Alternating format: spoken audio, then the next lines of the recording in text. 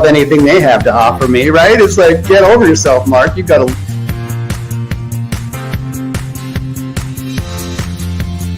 I believe if we could be indivisible, we would be indestructible. And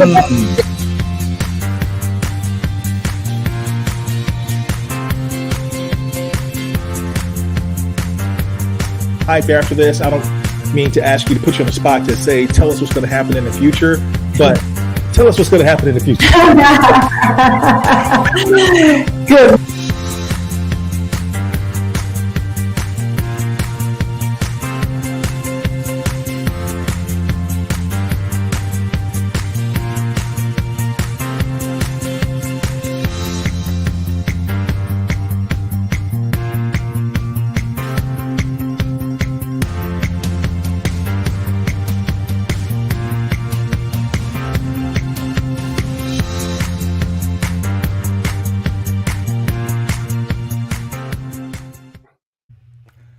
Hello, everyone. Welcome to another edition of Keep Leading Live.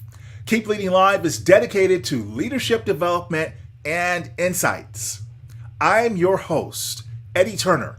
I work with leaders to accelerate performance and drive impact through the power of executive coaching, masterful facilitation, and professional speaking. My guest and I are streaming to you live today on LinkedIn, Facebook, and YouTube. So if you're joining us on one of these platforms, please type in the comments to let us know you're here. Ask any question you'd like to ask, or just give us your feedback. Let us know your reaction to what you are hearing. And if you'd be so kind, press that share button and share it with your network so that they can join us live or they can catch the replay afterwards. Today, I'm going to talk about a subject that is in the news, but also is something I consider a life skill, and that is negotiation. We're going to cover it from a different perspective. My guest today is Scott Walker. Scott Walker is one of the world's most experienced kidnap-for-ransom negotiators. He's a former Scotland Yard detective engaged in covert, counterterrorist, and kidnapping operations. He supports organizations, governments, and private individuals worldwide in negotiating the release of hostages. Scott is a sought-after speaker who coaches executives and leaders at all levels, enhancing their resilience, developing their emotional intelligence, and perfecting their communication skills. Scott Walker joins me here on Keep Leading Live to share his new approach to succeeding in negotiations when failure is not an option. And Scott does this in his new book that was just released Tuesday, Order Out of Chaos: Win Every Negotiation, Thrive in Adversity, and become a world-class communicator. You can get your copy on Amazon or on his website. I've got my copy on the desk behind me, as you'll notice. Scott, welcome to Keep Leading Live. Hi, Eddie. Thanks for having me. Good to be here. I am just so excited to have you. I've been enjoying your book, and a lot of times people will say, you had me at the word go. And in your case, this is really true. I started in the introduction, which sometimes I might skip, but I was just locked in. What a fascinating book. But before we get into the book, please tell our audience today a little bit more about you, anything I may have missed. Well, that was such a great introduction there. I'm not quite sure where to go with that. I think throughout all of my life, I've been really curious and interested in what makes people tick. What makes them think, feel, and act the way they do. Even as a kid, I was really nosy, really inquisitive. And that probably meant why I went into the police service growing up, because I was curious as to why people did what they did. And then obviously I've made a career out of it. 20 plus or so years later, I'm still doing it. And this time, I think it's ended up in the point where it's allowed me to help other people simply have better conversations. And if you could sum up all of what the book is about, it really is about how we can have better conversations with each other. Indeed. And when I initially picked it up, that's not what I was anticipating. But as I was reading it, I said, wow, this really is a practical daily guide. And I'm going to ask you a little bit about that. But I got to ask you this first. And maybe it's just me. But when I hear Scotland Yard, I think Sherlock Holmes. So for those of us who may not know Scotland Yard and the significance of what you did there, just tell us just a little bit about that. Well, actually, you mentioned Sherlock Holmes there, and that's a really good example of what a good negotiator is. And I'll come back to that in a second. But Scotland Yard is really just the headquarters of the Metropolitan Police in London. And the day-to-day policing is spread out across London, and there's various units and departments, just like any other major city police force. It's got its SWAT teams, it's got its homicide teams, as well as organized crime, as well as the mounted branch on horses, etc. So that's what the yard is. But it has developed a bit of a reputation for itself over many decades in movies. And that thing you mentioned there about Sherlock Holmes, actually, I always advise clients to be more Sherlock Holmes than Gordon Gekko in a. I'm showing my age now with Gordon Gekko in a negotiation. Because you gotta be curious. You've got to be hungry for the truth. You've got to be inquisitive. You've got to have that persistence to really find out what's going on for the other side, as opposed to playing hardball or thinking no. That's an interesting perspective. You said instead of just playing hardball. Because when many people think about a negotiation, Scott, that's what I hear people say. Win at all costs. Take no prisoners. It's only a victory if I get everything I want. So you're saying there's a different definition of negotiation that people should have. People think, and there's lots of negotiation training and books out there who say you've got to separate the person from the problem. It's just a trade of resources or money.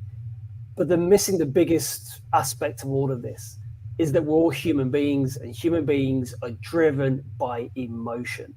The emotions we experience drive all our decision making and our behavior. Even if we think we're rational creatures, we only do that after the event.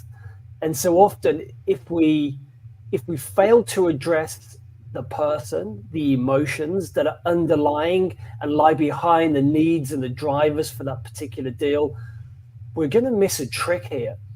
And really what I stress to people is every negotiation that you enter, no matter what it is, with your family, in business, or in the community, wherever it is seek that cooperation and collaboration. Have in mind that you want to bring about a client for life, not a one-time hardball negotiation. Yeah, okay, if you're going to buy a car, it's a one-off transaction, that's slightly different. But for most people, particularly in business, you want to get clients who come back to you time and time and time again. But you're only going to be able to do that if you can identify and satisfy those emotional needs. Interesting. And the idea that you want a client for life. There are some one-time transactions, as you mentioned, maybe purchasing a new vehicle or something of that effect. But in a business perspective, we don't want to have that mentality. So I appreciate you sharing that. And you also bring this home to something that you say very early on in the book, is the idea that we are always negotiating, and we're negotiating even when we think we're not negotiating. And in fact, when you shared some of the tools, I want to read this part directly, if I may, from your book, because I found this fascinating. You said successfully resolving a kidnapping negotiation with ease requires the same skills used in any stressful conversation. And you talk about the fact that this involves even everyday events. And so I got to thinking, is it just as simple as planning a family vacation? Is it as simple as the daily conversation with my 3-year-old, who I call a three-nager? Or the boss who we have, where we have that negotiation conversation coming up about our pay raise or our promotion? You said it's the same skills. Absolutely. And it's about realizing that a negotiation is simply a conversation with a purpose. You talk to a lot of people and they get very nervous or they get scared or they want to avoid anything that involves negotiation. But actually, it's a straightforward conversation where you want to get something from it, the other side want to get something from it. And if you approach it in the right way, whether or not it's a family vacation or whether or not it's a multi-billion merger and acquisition deal or it's the release of hostages, both sides have to feel as if they're getting a good deal as much as possible from that. And so if you can approach in that way, it becomes a lot easier. And it applies to every aspect of our life, because what are we doing day in, day out if we're not looking to influence or persuade or bring about some form of cooperation or collaboration, whether or not it's with your 3-year-old or it's with the board of directors? The same principles apply there. Interesting. Well, then I'll have to keep working so I can get better at both. Now, I'm going to just turn the page, if I may, a little bit to a more serious aspect of negotiation. When I open up the paper, we open up the front cover of our newspapers. We look at what's happening in the world around us, Scott.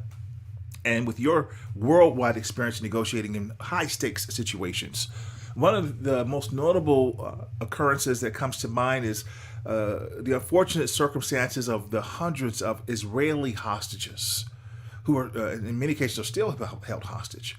Or someone like an Evan Gershkovich, if I'm pronouncing his name properly, the Wall Street Journal journalist who's been held hostage, I believe, for about a year now.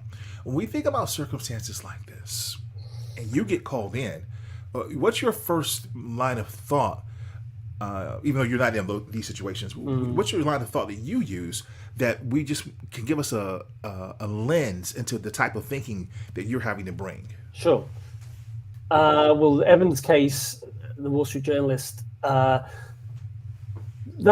a state-sponsored or it's state detention, where a foreign government will detain usually a journalist or an aid worker on charges, usually spurious, against their will. And so that then becomes the diplomatic back and forth between the two governments involved. It's frustrating for the families because it gets tied up in the bureaucracy and at the government level, and these things take time, takes a long time. But we've seen around the world an increase in those kind of abductions or detentions, I should say. So there's that aspect. In terms of the old Israel-Hamas situation right now, I mean, as far as a hostage negotiation perspective, it doesn't get much more challenging when you think about it. Even just trying to secure the release of one hostage is difficult enough. But when you've got 100 plus who've been held for a long time in an active war zone, in an environment and in a backdrop that is very sensitive, is very volatile, it presents its own unique challenges. And countries like Qatar have gone involved as third-party intermediaries. And we see this in negotiations all the time, not just in this one, where a trusted party will get involved to act as the mediator, as the facilitator between everyone involved. And that goes to the heart of the success factor in all negotiations, and that is trust. And without it, negotiations fail, whether or not it's with your kids or whether or not it's with terrorists or whomever. And so in this particular case, the Qataris have established trust with the Israelis and the Americans and Hamas and others on the other side. And they've been able to leverage that to get to a deal where we are now.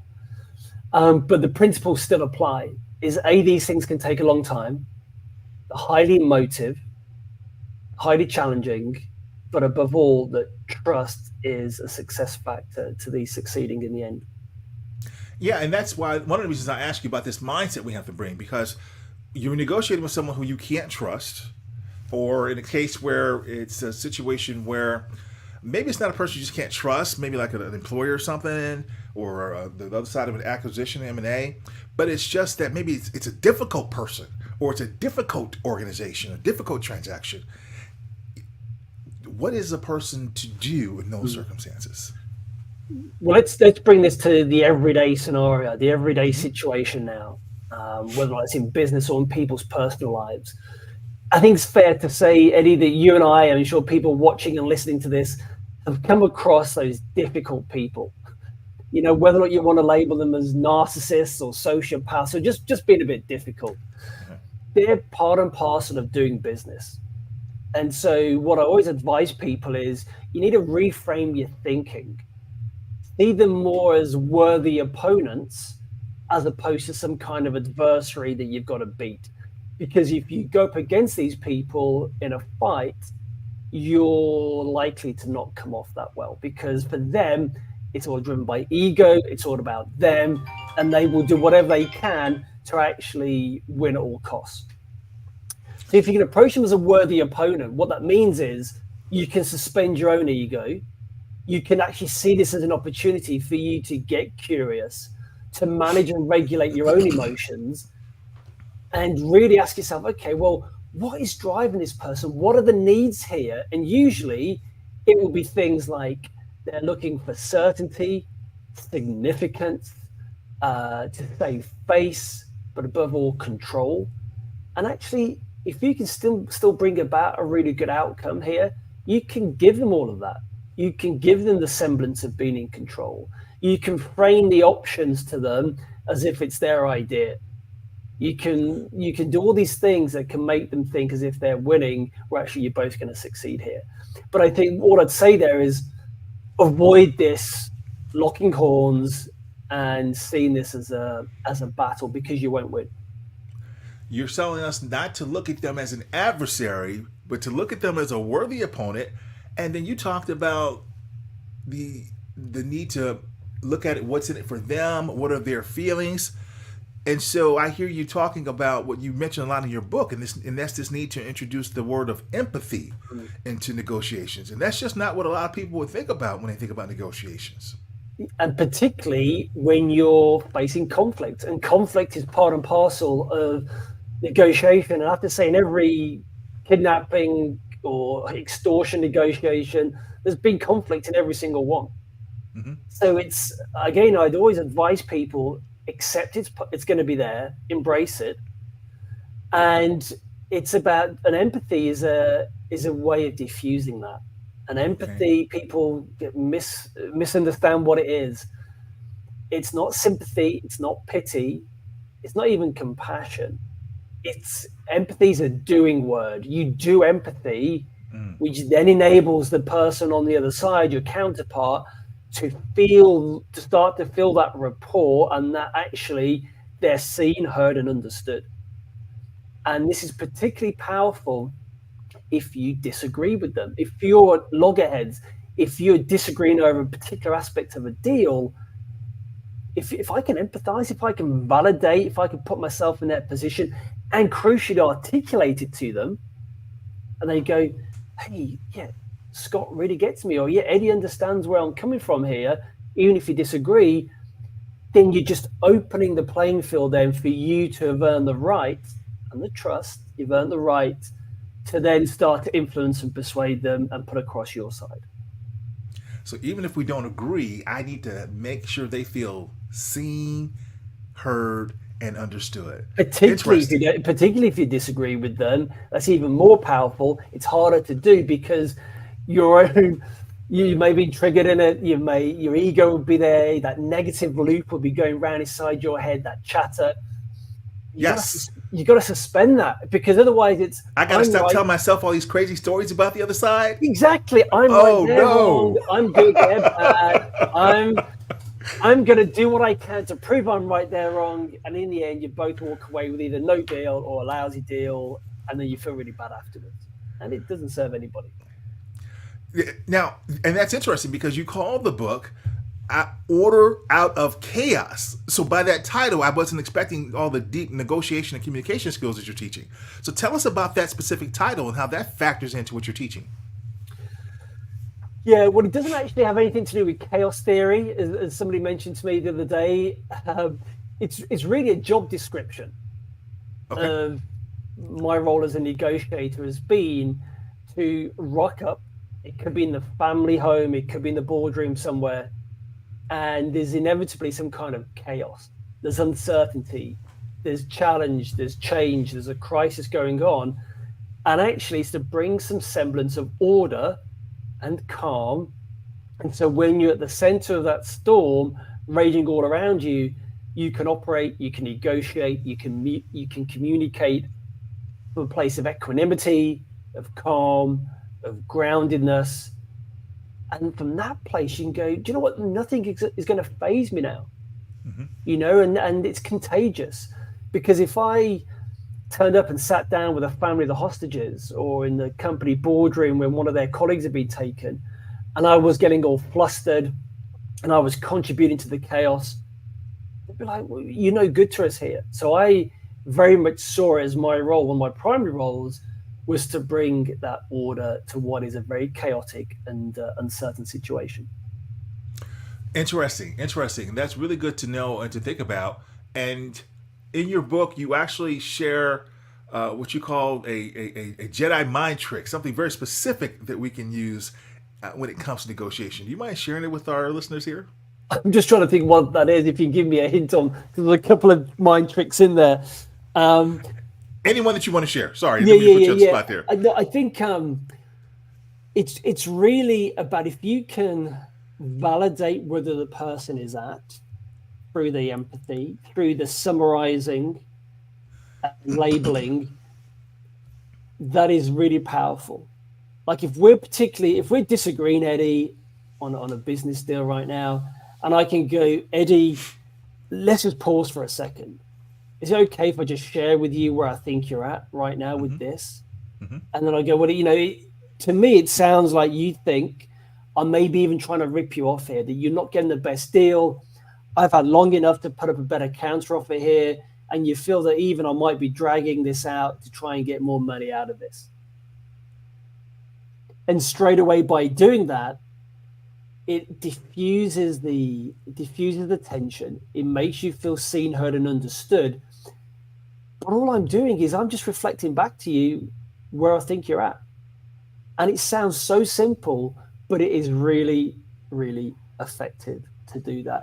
It's simple but not easy, because people want to go, yes, but, and they want to put their spin and they want to rationalize as to why they should have their viewpoint. But the golden rule of this is it's not about you. You've got to first seek to understand before being understood. And if you can do that, as I said earlier, you've earned the right, you've earned the trust to then start influencing them, persuading the other side. So really, I would suggest it is about, if you can reflect back, if you can paraphrase or summarize and label what you're sensing is going on for the other person, it's really, really powerful. I like that. And that is something in your book that you call the golden rule, I believe, of negotiations, in that you first seek to be understood. First seek rather to be understand before being understood. Yes. Excellent. And I like what you're describing here. And as a coach, that really resonates, because that's one of the things that I try to do as a coach, but also as a person who works as a coach trainer. We teach coaches is to call out what you're seeing in the moment, highlight what you're hearing, and get on the same page with the person in terms of what they're understanding. Try to understand what they're saying, and that doesn't necessarily mean agreeing. So thank you for sharing that as one of the techniques that we can use in the middle of a negotiation real time. And I think that also gets back to what you were talking about earlier about bringing that empathy in, because you can't do that effectively unless you're empathizing in that moment, and also reframing the stories that we're telling the person, ourselves, about the person that we're negotiating with. You've given us several tips. You've told us what it means and what the mindset of a negotiator should be. Is there one mistake that you see people make over and over when they are negotiating? Some of the common mistakes, blocks, barriers will be where you're making it about you. It's about, what can I get from this deal at the expense of somebody else? It's potentially looking to problem solve too soon. And we learned about this really and practiced this in the hostage world, where if if somebody's there on the ledge or holding a hostage, and we say in the first 30 seconds of the first call, okay, if you put the gun down, turn to your left, walk out the door, down the steps, and we'll meet you there, they're going to go, what are you talking about? Because you haven't addressed, as I said to the beginning, around the whole emotional aspect that's driving this, those human beliefs, the values, the rules, the emotions, the needs that need to be met first. So don't jump in trying to problem solve too quickly when it comes to negotiations. Absolutely. So take your time, understand and identify the needs driving the other side. Don't rush to problem solve. Don't look to try and offer advice when it's not wanted as well, particularly in relationships. And it's when people allow their emotions to get the better of them. You know, again, one of the number one skills of the top negotiators in the world is being able to emotionally self-regulate, to have that antennae, that sensory acuity, that when you walk into a room or you're going to pick up the call in a high stakes situation, you're pretty cool, calm and collected. And you can kind of convey that and tune in with what other people are experiencing as well, and then do what you can to allay their concerns and fears and to bring them down if you need to. Before I read your book, I did not make that connection that you just made. The connection between emotional intelligence and negotiating, because you must have this element of self-regulation down. You must have mastered it, because in a situation, this is where, from what I understand, your reputation has become known. When a situation, everything's hot and volatile, and emotions are high, you come in cool as a cucumber, and you're able to maintain that calmness and bring calm to the storm, calm to the chaos, so that you can effectively negotiate. So I appreciate that connection that you're making with that. It's fundamental to it, Eddie. Without that emotional intelligence, you will not succeed long term in any negotiation. Full stop. Indeed. Now, in a world where we have not just people, but also cybersecurity is becoming a huge issue. And I was not aware of this, how big of an issue this was, until some time ago when I was working at the C-level with leaders. And I started to understand how many times this happens and it can't even be talked about, that organizations are hit with this. So be it data in terms of cybersecurity, be it people, there's a need for all of us in business, all of us in our daily lives, if you have highlighted so clearly, to really listen to this message that you bring out and that you share in your book. Yeah, in the cyber world, with cyber extortion as well, the similar principles apply there. But again, the weakest link in any chain will be the human being, but also the strongest link will also be the human being. And it goes back, I know I'm repeating myself a lot here, but we've got to understand about what makes us tick. You know, what makes us think, feel, and act the way we do, particularly, you know, as part of human nature, particularly when we're under stress, because those emotions make clever people do stupid things. And we've seen that many, many times when people have clicked on the email with a dodgy attachment and all of a sudden they've been hit by a ransomware attack, for example. So, yeah. Well, good information for us to consider. Again, the book is Order Out of Chaos. Win every negotiation, thrive in adversity, and become a world-class communicator. Scott, what is the biggest message you want everyone who's listening to us today to walk away from our conversation knowing? If you want to be able to influence anyone, you must first know what already influences them. And the way you do that is by bringing more curiosity than assumption to the table. Bring more curiosity than assumption to the table. Excellent. And where can my listeners learn more about you, Scott? Yeah, well, obviously on LinkedIn. I'm active on there on a daily basis. And people can also head to the website, scottwalkerbooks.co.uk, where again, I post things on there and they can find out about some workshops and other information about the world of negotiation, how I can best support them. Excellent. So I'm going to encourage all my listeners to follow you, Scott, connect with you on LinkedIn, and visit that website, Scott Walker, just as they see it spelled here on the screen. scottwalkerbooks.co.uk. Excellent. Thank you for being a guest on Keep Leading Life. Thanks for having me.